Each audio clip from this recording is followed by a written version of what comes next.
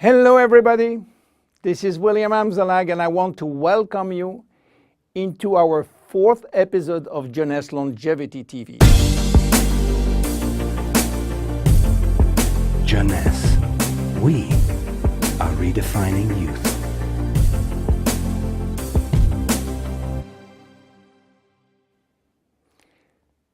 To be born is not a crime. So why should we be all sentenced to death? Is death inevitable? Well, you may be surprised to learn that aging and death has not existed forever.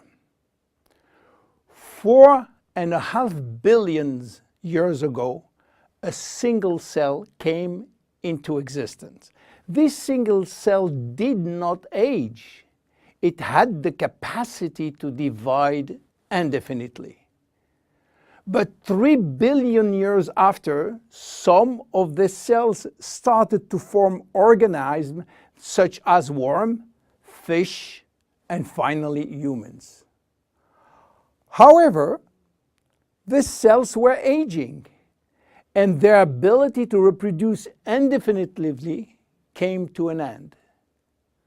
And today we know why. Those cells, we call them somatic cells, contain a gene that controls the production of telomerase. And this gene was and still is turned off. Without the ability to produce telomerase, the telomeres will become shortened and cells will die. So why there is so much discrepancies in longevity between human and other animals? Let me give you some example. Have you heard about George? George is an American lobster which was born in 1869 and is now 140 years old. He was a sort of mascot in a New York restaurant and got released in the ocean in 2010. He's probably still alive. How come? Are lobsters immortal? Not exactly, but they do not die of old age because their telomerase is constantly turned on, so the cells do not die. However, they are sensitive to infection in their shell, and they may die from this disease. In Japan, koi fish are known to live very long. They are beautiful fish, usually white with red spot.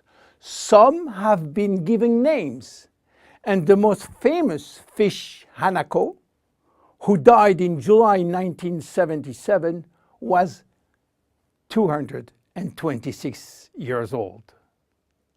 Some turtles also live very long, and one of them, Adwaita, from Seychelles, has lived nearly 250 years.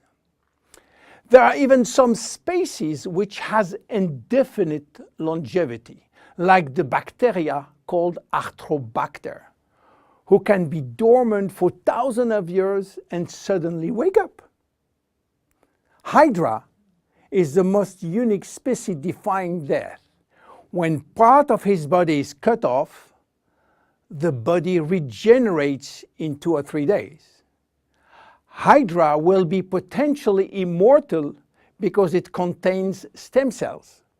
In case of injury, the stem cells differentiate to form the missing cells and rebuild the missing part. If some animals can have indefinite longevity, why should we be sentenced to death? In other words, do we currently have the knowledge and the technology to live forever? At this precise moment, the answer is no. But here is what we do know. We can already reverse aging in human cells.